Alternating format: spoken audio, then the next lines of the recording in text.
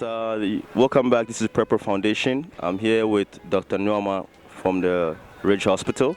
How you doing, sir? Hi. How are you doing? I'm very good, very good. The reason for this interview is basically to just ask you a couple of questions relating to the health sector. And you being the doctor, we think you're one of the right people to ask these questions. So the first question I had for you was, what are some of the challenges you think Ghana is facing as far as the health industry is concerned? Oh, whoa. I mean, talking about challenges, if I should start talking about challenges, I think you're going to spend the whole day here. Oh, yeah? Lots and lots and lots of challenges here in Ghana. Talking about challenges with the doctor, challenges with the patients, and even the doctor-patient encounter. There are so many. First, I would actually want to start probably from the consulting room. The challenges that we face just as doctors, even before we start to work. You come here in the morning and you're supposed to wash your hands even before you start work, and then they tell you the taps are not flowing. Oh, how is that possible? Yes, it's very possible, and it's not something that happens once in a month or probably once in 2 weeks. It's something that happens very regularly. And most often than not, you come and then they tell you that there are some bills that they have to settle, and that bill has not been settled, and the Ghana Water Company is having issues with them. Sometimes they tell you some of their pipelines are out of order. You come here and you don't even get water to wash your hands. And that is even the first stress that you go through when you are coming to the consortium to see patients. That is just one of them. 1 second.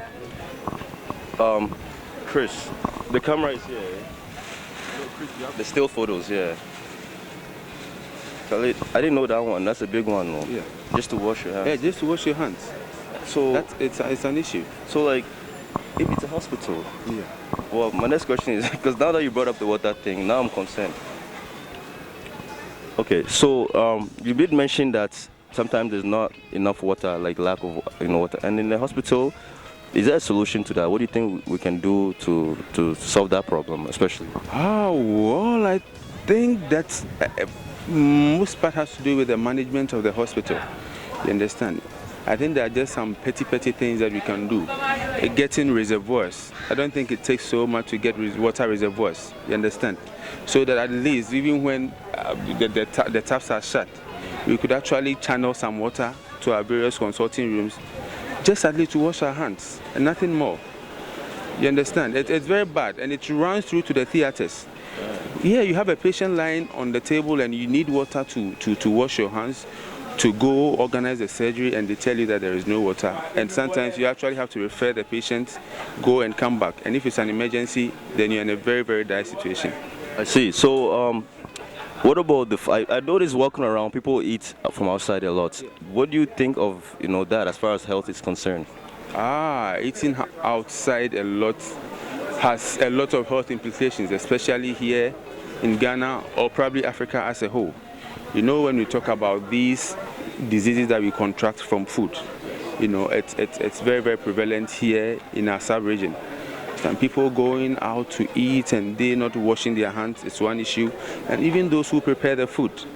I don't know what measures they take to prepare the food, but sometimes they prepare the food and it's so infested. They don't even care where the environment within which they prepare, where they even buy their foods to prepare. Yes, and there are no regulations as to that. I feel that there should be a body that should govern these sites that people go to buy food. Yes, there should be a regulation that's going to serve as a check and a balance. You understand? You should be licensed to even serve. Exactly my point. You should be licensed before you serve to the public, because it has a whole lot of health implications. I mean, the health minister goes to read the budget and you realize that a chunk of the money goes into, curbing these epidemics. Talking about cholera and typhoid, which actually break out within the year. Sometimes twice, 3 times within the year. We spend so much money. The government spends so much money even to quarantine these patients to treat them. So I think it's of major concern, and I really wish that this platform is actually going to be a starting point. I would be very, very glad. Definitely. Another thing I wanted to talk about. So most of the patients that come in, what do you think are the most common diseases or illnesses that they face? Is it sexually related or just like you said, cholera? Here in our sub-region, we all know that malaria is the leading cause of illness in our sub-region. It contributes to about 40% of all diseases that affect us here as a nation, yes, and even in our sub-region. So malaria is number one, and then other infectious disease, talking about the cholera, the typhoid, which is also as a result of poor hygiene. It's also one of the leading causes of diseases here in our sub-region. Sexually transmitted diseases, yes, fine, but I think that has to do entirely with education. Yes, educating the public about taking responsibility of their sexual life. Talking about abstinence, use of condom, I think we are not doing much. So STDs, as a matter of fact, is also one of the leading causes of illness. But malaria has always been the number one. Malaria, and that's also because the mosquitoes. Oh, well, yes, mosquitoes. But it's not just about mosquitoes. It's about keeping our environment, clean. You understand? These mosquitoes, they thrive well on water bodies. You understand? And in the bushes. And we have a lot around here. So if you're able to curb these things, I don't think it should be a problem.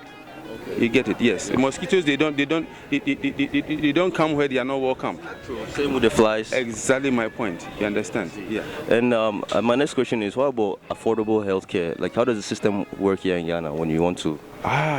Talking about affordable healthcare is also another big issue, all on its own. I'm sure we have what we call the National Health Insurance System here.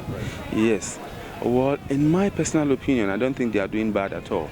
Understand? Yes. Yeah. Gone are the cash and carry days when a patient who has probably a serious emergency comes to the hospital and is sacked because he doesn't even gain any primary health care at all. Yeah, the National Health Service caters for that. But there are a lot of loopholes. There are so many loopholes.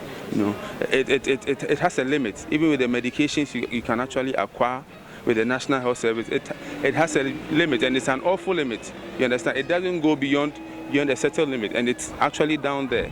And when you are done with that, and you need a secondary care for the patient, then National Health Insurance doesn't come in at all. So our healthcare system is actually failing in terms of that. Yeah. But I mean, I would say that it's improved, considering from before, considering some time back, and now I think it's improved with the National Health Insurance System, but there are a lot of loopholes. Yeah.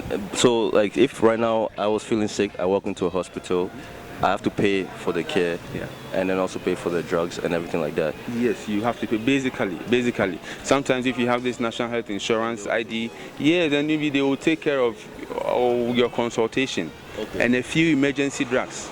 Okay. And probably a few drugs that you would need, but most of the time they are the basic drugs. But where the doctor prescribes a drug that it's not common, then it becomes an issue. And unfortunately, these uncommon drugs are the expensive ones. Oh, really? Yeah, so it comes back to zero, sort of. I see. Yeah. So do you think a lot of patients, even though they know they are very ill and not well, they refrain from coming to hospital because they can afford it? Oh, yes, a lot. We see them here a lot, even with our chronic patients. You see a diabetic who comes here with a very bad foot ulcer. And then you ask why he's been staying at home all this while. He will tell you that he didn't have money to buy these medications, and they only come here when it's gotten worse and it's turned into an emergency. And most often than not, there isn't much you can do for these patients. So it's a lot of an issue when you come here. Yeah. Okay. And then another question I had, I noticed that Ghana has a lot of nurses, students that become nurses. Now, do you think that most of them are qualified for the position, or is it something that's easy to get into? Because back in Canada, there's a lot of nurses, but right after college, they get that job. They may not really be specified in treating patients and stuff like that. Okay. Talking about they being qualified. You go to university or college or something to become a nurse. Oh, well, we have two grades of nurses. Some are diploma nurses, and others are the degree nurses. The degree nurses have to go through the university education to become the nurses. But I had the diploma nurses who go to these nursing training schools, and then they come out as nurses. Yeah, but I don't think among them, I don't think there is much distinction when they come to the field. But well, I'm sure there would be a bit that I'm not too privy to. Yes. But in terms of qualification, I think it's okay. But talking about job acquisition is also another issue. Sometimes they actually employed by the hospitals, and their monies never come. Oh, how? Yeah, 21 months and people are not being paid. But isn't there a system to, like, if you're not getting paid, you have to complain or something? Hey, they keep complaining. There's a system. There's a controller and accountant general who's supposed to be taking care of all this. But sometimes they tell you that there's so much paperwork that has to go on. But I'm wondering why there should be so much paperwork for it to take 21 months. Yeah, it's almost a year. Yeah, almost 2 years actually. What am I saying? That's 2 years. 2 years. So it's an issue. So talking about they getting employed, yes, but they getting money for the reason for which they are being employed is also another issue. But that could affect them on the job, or? Oh, a lot. Yeah, you go to the hospital and then you realize that some of them are so frustrated. You know, they are seeing the patients and sometimes there's some sort of anger that you can sense. And most of the time, the patients are quick to blame them. Why? But it's not the patient's fault that he or she is quick to blame, because as far as the patient is concerned, he comes to the hospital and he or she deserves the best care. Thank you very much, Dr. Newman. You know, we'll see you again, definitely. Okay. All right, thanks. Hi, we're here with Nurse Aisha, and I'm here from an organization in Canada called Prepr Foundation. So the question I wanted to ask the nurses here is, what are some of the challenges that you face in the health system? The whole hospital. Well, like the Ghanaian health industry in general. We can talk about the hospital if you like. Okay, this rich hospital, and then we have a lot of nurses here. But I think number one challenge is that the nurses don't even have where we can change ourselves. So you come in your uniform from work, and then you go back to work in the same uniform. Like, we don't have a changing place. You walk home or you take the public transit in your uniform?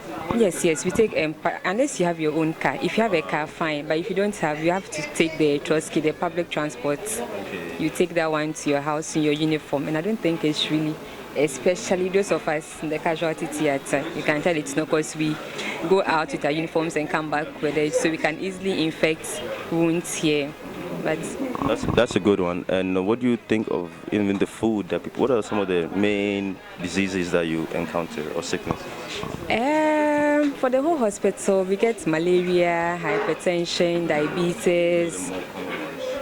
The more common ones, yes. For you go to the main OPD, I'm sure you see a whole report of hypertension, diabetes, and the rest.